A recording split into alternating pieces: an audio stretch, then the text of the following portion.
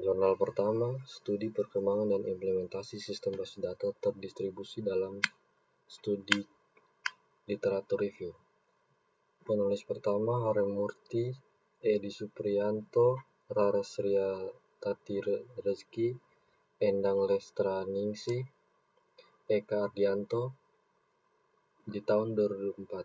Fokus jurnal kajian literatur tentang perkembangan sistem basis data terdistribusi dari tahun 2017 sampai 2023. Metodologi sistematik literatur review atau SLR. Hasil utama, tren penggunaan meningkat, metode populer replikasi dan fragmentasi. Diterapkan pada e-government dan e-kampus. Kelebihannya, analisis komprehensif dan sistematis. Kelemahan, belum ada pengukuran performa kuantitatif. Relevansi, sangat relevan untuk teori dan praktik pemrosesan data terdistribusi. Selanjutnya, integrasi teknologi blockchain untuk kontrol akses yang aman dalam basis data terdistribusi. Penulis Harimurti, Edi Supriyanto, Rarasria Tati Rezeki, Endang Lestraningsih, Eka Ardianto di 2004. Fokus jurnal kajian literatur tentang perkembangan sistem data terdistribusi dari tahun 2017 sampai 2003. Metodologi sistematik literatur review atau SLR. Hasil utama, tren penggunaan meningkat, metode populer replikasi dan fragmentasi diterapkan pada e-government dan e-kampus. Kelebihannya, analisis komprehensif dan sistematis. Kelemahannya, belum ada pengukuran performa kuantitatif. Relevansi, sangat relevan untuk teori dan praktik pemrosesan data terdistribusi. Selanjutnya, blockchain infrastruktur Kubernetes dan Hadoop sebagai penyimpan data terdistribusi. Penulis Rangga Perwiratama, 2004. Fokus jurnal integrasi Kubernetes dan Hadoop untuk peningkatan efisiensi penyimpanan data besar. Metodologi studi kasus implementasi dan pengujian performa menggunakan Hibernate. Hasil utamanya, Hadoop di Kubernetes lebih efisien dan fleksibel. Kelebihannya, efisien tinggi dan skalabilitas dinamis. Kelemahannya, bottleneck pada 10 dan keamanan belum detail. Relevansi infrastruktur modern big data terdistribusi. 4. Pengelompokan data pendistribusian listrik menggunakan algoritma mini batch K-means clustering. Penulis Syahrul Mulyadi, Fitri Insani, Surya Agustian, Liza Afriyanti di tahun 2004. Fokusnya pengelompokan distribusi listrik nasional dengan mini batch K-means. Metodologi clustering dan evaluasi Sysoved score. Hasil utama, klaster 2 wilayah paling optimal untuk data 35 provinsi. Kelebihannya, analisis data besar, real dan efisien. Kelemahannya, jumlah klaster terbatas, belum membahas sosial ekonomi. Relevansi, analisis data besar lintas wilayah, pemrosesan data terdistribusi. Kelima, penerapan QR Code dalam media pembelajaran terintegrasi Big Data Smart and Green. Penulisnya Ahmad Fauzan, Aldila Intan Maharani, Nazida Wahyudia Pramesti, Chandra Arrozi, I Pranoto. Fokus penggunaan QR Code terhubung Big Data untuk pembelajaran IPA. Metodologi kuasi eksperimental desain atau kelompok eksperimen dan kontrol. Hasil utama QR Code plus Big Data meningkatkan hasil belajar IPA. Kelebihan, integrasi teknologi modern dan bukti kuantitatif kuat. Kelemahan, konteks terbatas pada satu sekolah. Relevansi, distribusi data real time di bidang pendidikan. Keenam, low-cost smart contract for human genetic data on Ethereum blockchain. Penulisnya Tristiofamuzi, Herman, dan Sunardi. Fokus efisien penyimpanan data genetik di blockchain plus IPFS. Metodologi eksperimen smart contract dengan Solidity. Hasil utama penyimpanan hash mengurangi biaya gas. IPFS menampung data besar. Kelebihan aman dan efisien, kelemahan skala uji kecil. Regulasi belum dibahas. Relevansi kombinasi blockchain dan penyimpanan terdistribusi. Yang ketujuh, pengaruh model pembelajaran POA atau Predict, Observe, Explain terhadap keterampilan proses sains. Penulisnya Rika Virasmawati Bau, Dewi Diana Pramata, Nova Elsiani Tobou, 2004. Fokus dampak model POA terhadap keterampilan proses sains. Metodologi eksperimen one group post-test.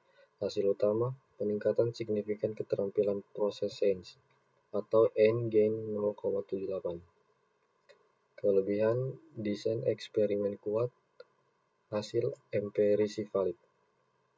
Kelemahannya, tanpa kelompok kontrol, ruang lingkup sempit, dan relevansinya relevan menggunakan pengolahan data observasi dalam pembelajaran.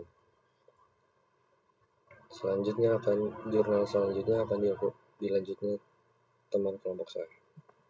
Sekian dan terima kasih.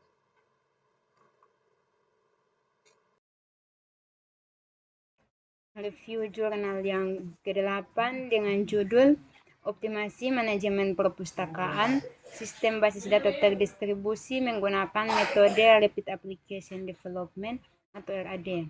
Nama penulis yang pertama Ali Prabowo, yang kedua Korea Halimatul, yang Hidayah, yang ketiga Sarenming Siangara. Masalah utama, sistem terpusat lambat dan tidak efisien. Solusinya basis data terdistribusi sinkron dengan arsitektur. Hasilnya akses 30% lebih cepat, sinkronisasi menjadi 2 detik, dan beban server turun menjadi 70%. Dampaknya efisiensi tinggi, data aman, dan laporan otomatis. Jurnal yang ke-9 dengan judul Evaluation of Distribution Data Processing Frameworks in Hybrid Clouds. Nama penulis yang pertama Pamen Ula, yang kedua Sagun Dingra, yang ketiga Xiuyuxia, dan yang keempat M. Alibaba. Tujuannya yang pertama untuk mengevaluasi performa Hadoop, Spark, dan Flink pada lingkungan hybrid cloud. Yang kedua, membandingkan ketiganya berdasarkan waktu eksekusi, transfer data, penggunaan sumber daya, dan skalabilitas biaya. Hasil penelitian, Flink unggul dalam kecepatan, Spark unggul dalam efisiensi biaya, dan Hadoop unggul dalam kestabilan dan kematangan framework. Untuk biaya, Spark paling murah dan Flink paling mahal. Jurnal yang ke-10 dengan judul Survey on the Evaluation of Stream Processing System. Nama penulis yang pertama Marios Prakulis, yang kedua Paris Carbon, yang ketiga Vasiliki Kalfri, dan yang keempat Asterios Kastifudimos. Fokus utama survei menyediakan gambaran komprehensif mengenai evolusi sistem pemrosesan stream dalam aspek-aspek fungsional seperti toleransi kesalahan, manajemen data out of order, dan manajemen state. Hasilnya pergeseran dari hasil yang mungkin mendekati perkiraan atau approximate menjadi hasil yang tepat atau eksak. Contohnya pendeteksi penipuan pada kartu kredit. Setiap transaksi baru atau gesek tap online adalah data stream atau event yang datang secara berurutan. Fungsi stream processing di sini, sistem memproses aliran data transaksi secara real time. Jika mendeteksi pola mencurigakan, misalnya dua transaksi besar di dua negara berbeda dalam 1 menit, sistem dapat memblokir transaksi kedua saat itu juga dan mengirimkan notifikasi kepada pihak bank atau pengguna.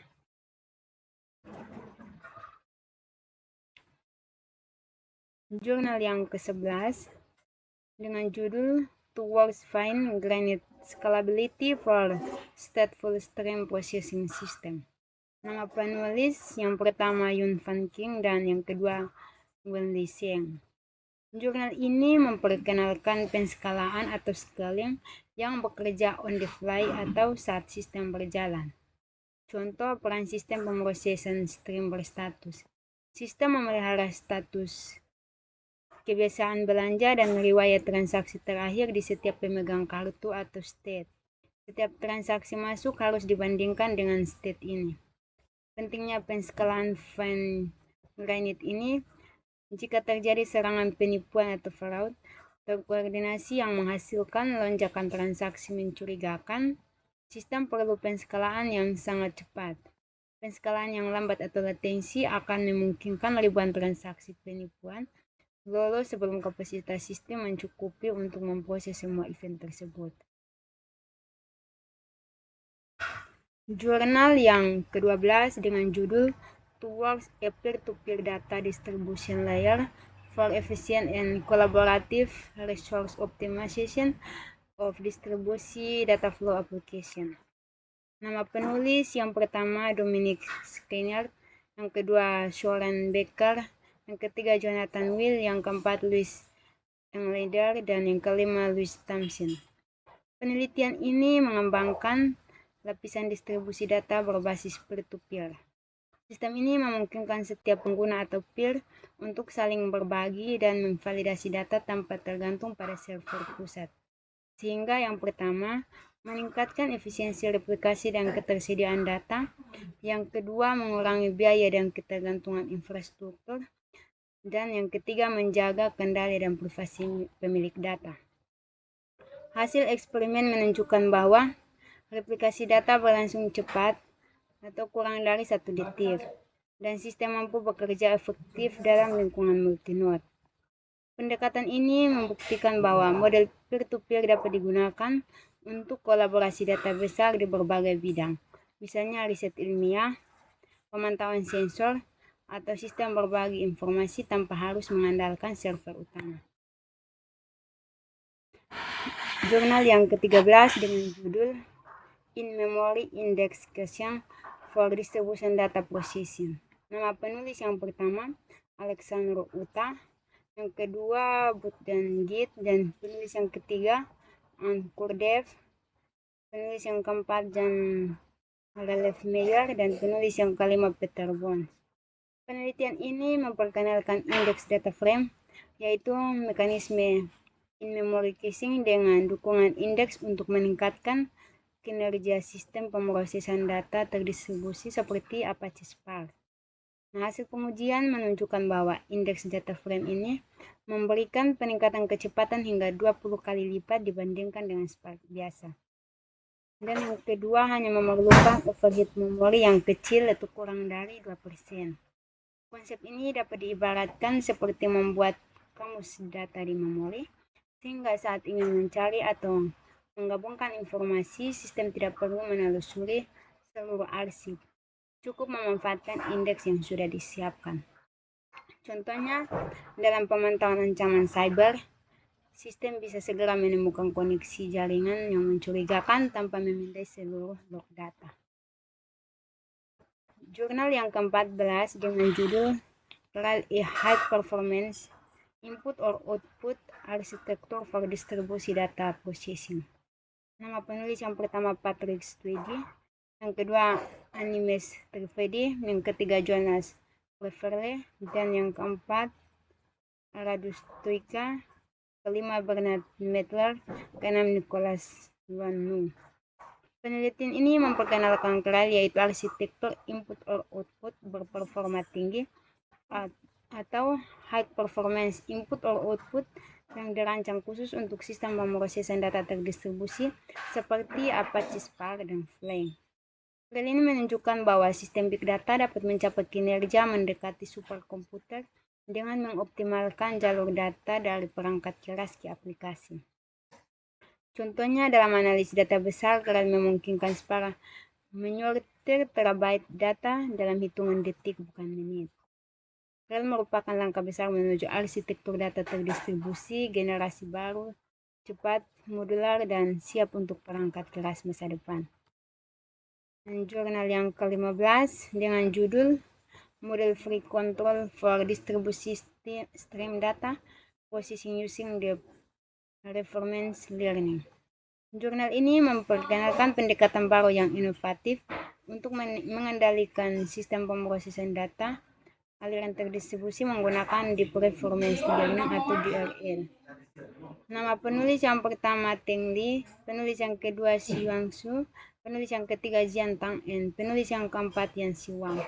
Masalah yang diatasi, masalah mendasar dalam sistem pemrosesan data aliran terdistribusi adalah penjadwalan beban kerja atau mengalokasikan tugas ke worker untuk meminimalkan waktu pemrosesan, keterlambatan komunikasi, dan kompleksitas sistem. Yang kedua, solusi yang diajukan, para penulis mengusulkan penggunaan Deep Reinforcement Learning atau DRL untuk mengaktifkan kontrol model bebas atau model free control. Ini memungkinkan sistem untuk belajar keterampilan tanpa memerlukan model sistem matematis yang rumit. Yang ketiga, hasil penelitian ini menunjukkan bahwa pendekatan DRL yang diusulkan mampu mengurangi waktu pemrosesan rata-rata secara signifikan dan menanggulangi metode penjadwalan konvensional dalam lingkungan pemrosesan data aliran yang kompleks. Sekian dari presentasi dari kelompok kami.